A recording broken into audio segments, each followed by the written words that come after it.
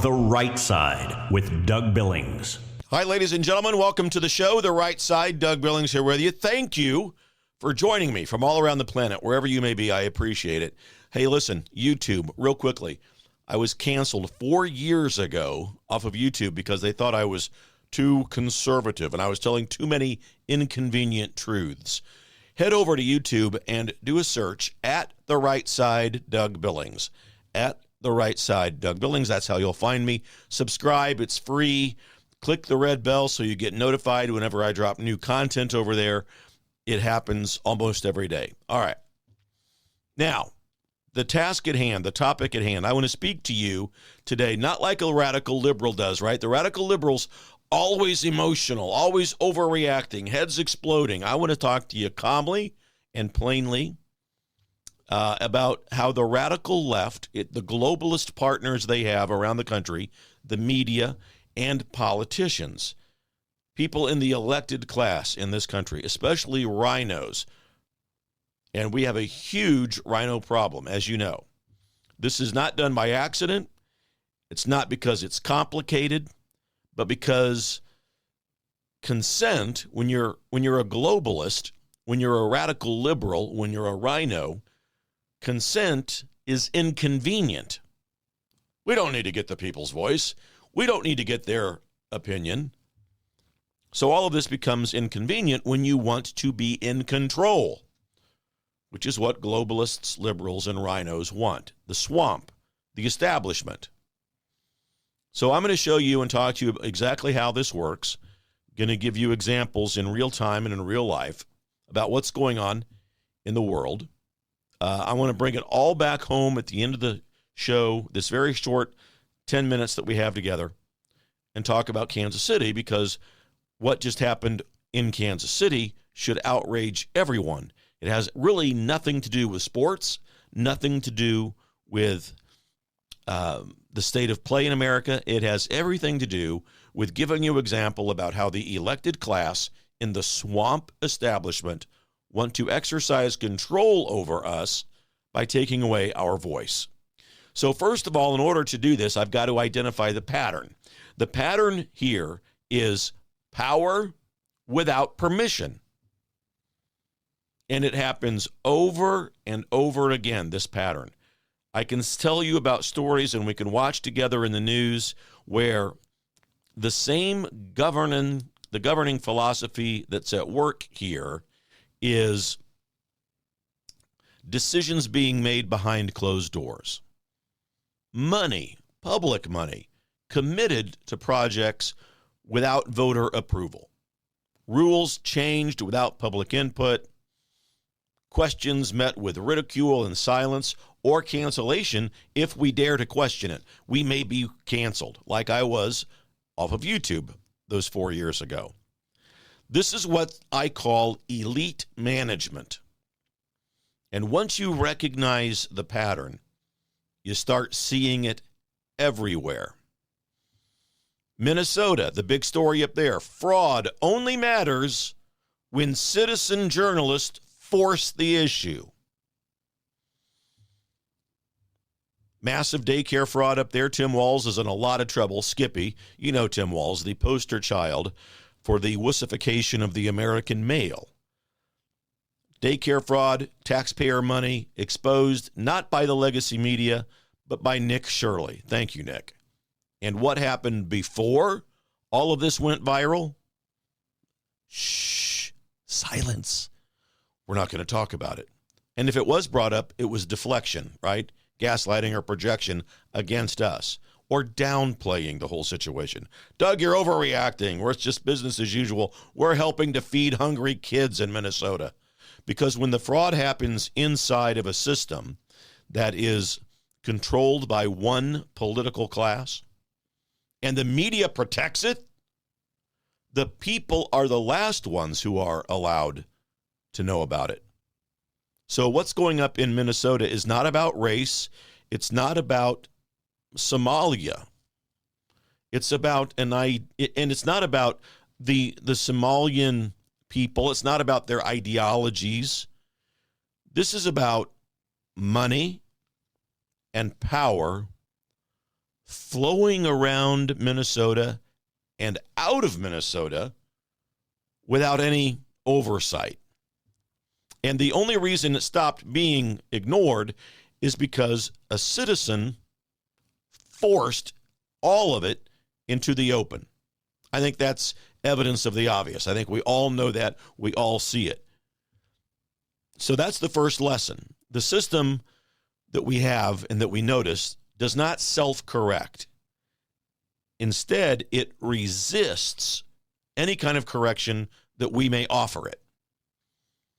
Elections, also in the news. Trust us. Trust us, they say. Well, trust us, ladies and gentlemen, is not an answer.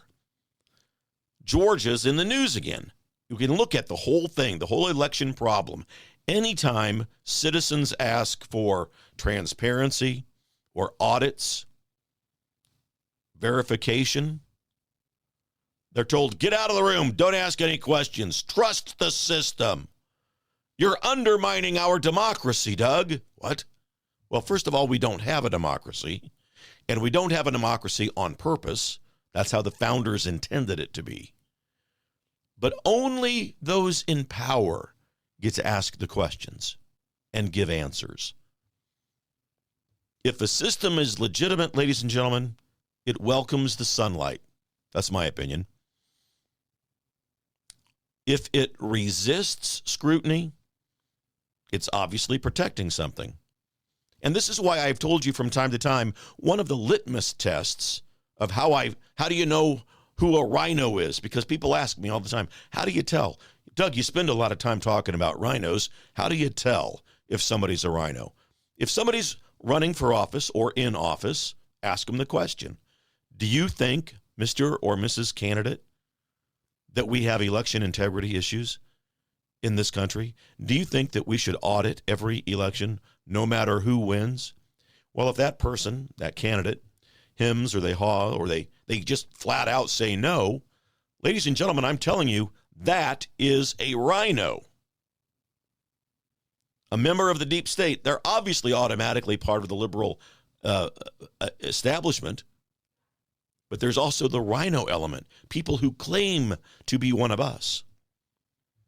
Because the people are told to stand down while decisions are being made about them and without them.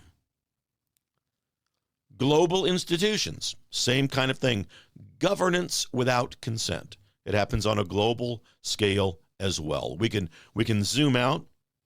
Global institutions filled with bureaucracy, with unelected bureaucrats who are unaccountable to any kind of scrutiny, insulated from voters, and they can declare issues, they can resolve problems, they can shape policy, they can influence how we spend money while pretending that they're somehow morally superior to nation states. And in that system, again, no votes, no consent, no accountability, just experts telling you what's best for you. And that's not anything close to cooperation. That's governance without permission, plain and simple. And Americans have a right to begin to reject this. So let's bring it home. Kansas City, my hometown. This is where the abstraction of all of this becomes real. What just happened in Kansas should set off alarm bells for everyone, no matter where you live. A massive deal involving billions of dollars of public money, public risk, tax exposure, and long-term obligations are tied now to the relocation of the Kansas City Chiefs from the Missouri side of the state line to Kansas, without a vote from the people in the state of Kansas. No statewide referendum, no direct approval, no consent. Outrageous, and just a small group of political insiders decided on this for everyone else in the state. And I'm going to name names because accountability requires it. The Legislative Coordinating Council. Are you kidding me? The LCC. Might as well call it looting citizens' cash. The council included, among others, Ty Masterson, who was president and a so-called Republican. He's the president of the Senate. He's running for governor, for God's sakes. And he did this to us.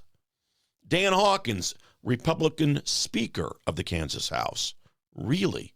Dan Hawkins, who couldn't get his House to vote for redistricting, even though they've got a majority. Very interesting. And other top elected officials representing about 6 to 7 people. The governor, of course, was included. Laura Kelly, she's a commie socialist, formerly known as Democrat. It wasn't debated publicly. It wasn't put before the voters. It wasn't slowed down for transparency. It was done in secret and then presented as a fiat accomplishment. And the message to Kansas and Kansans was clear. What Ty Masterson, Dan Hawkins, our governor, Laura Kelly, and the LCC told Kansans, this is happening whether you like it or not. So that is audacity. That is arrogance. And that is, quite frankly, swamp mentality. And why this is not at all about the sport of football. Let me be clear about that. This is not about football. It's not about the Chiefs. This is about process. If elected officials can commit the public to massive financial exposure without voter consent on the issue, they can do it on taxes. They can do it on development deals. They can do it on public-private partnerships. They can do it on infrastructure, debt, future obligations, on and on and on. And it's this kind of governing philosophy that says to us, we were elected once. We were elected for this. Now sit down and zip it. Feels like we're being treated like children. Missouri voters got a chance. They said no to the deal. Not the same deal, a different deal, their own deal. They got a vote, and they said no.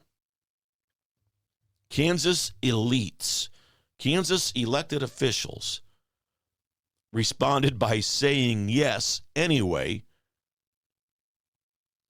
and we didn't even get a say in the matter. Now, there are some people out there that will say, well, we don't get a say on when our roads are developed or what, how many street lights there are. I mean, the intellectual immaturity of that argument, give me a break. But think about what this means. One group of citizens voted, a small group. Another group of citizens wasn't even given the option. This is not representation. Correct me if I'm wrong, but didn't we have a revolution about action without representation? What we've got is rule in Kansas by the Insiders Club. Exclusion. That's their strategy. Now we connect the dots. Minnesota, elections, global institutions, Kansas. Different issues, absolutely, but the same disease. People are treated like obstacles, and I'm sick of it. The people are the authority here. We are in charge of this government. And there's this uncomfortable truth. The establishment doesn't cut you out because it hates you. It cuts you out because it works. Consent slows things down. We can't take the time to get your opinion. When we want your opinion, we'll give it to you. Debate. You want to debate the issue? No, not for these guys, because that introduces risk.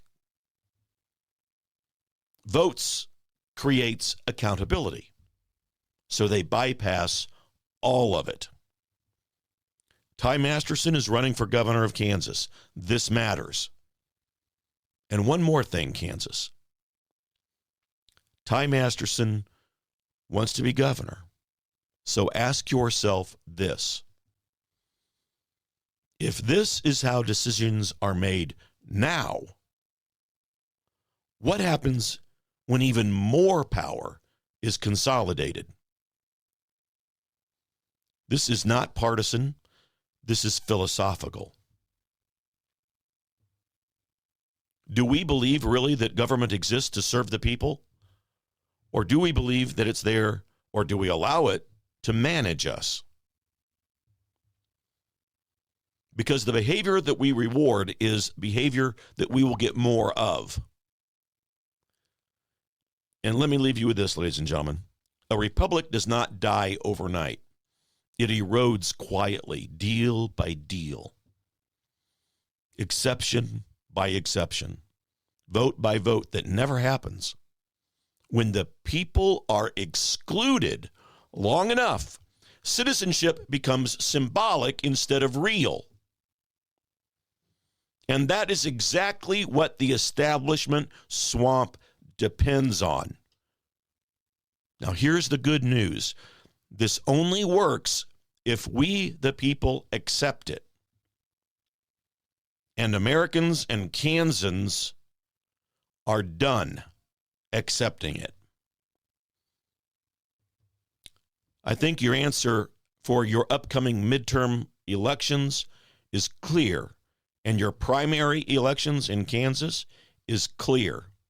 Vote the swamp establishment out. Find a populist grassroots candidate who speaks the truth,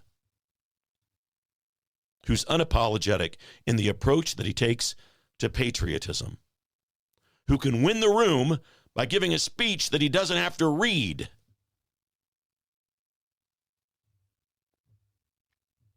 We're in this together, ladies and gentlemen. Believe it. For the Republic, for Kansas. Cheers.